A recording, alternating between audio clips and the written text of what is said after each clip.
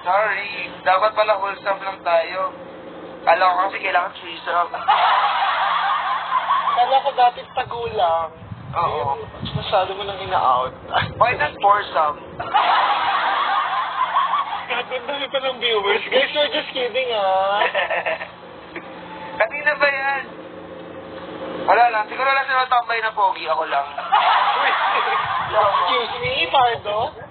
Ganon na. Tanga na sa nakakita masipag na post. Nagtutubi habang nag-live.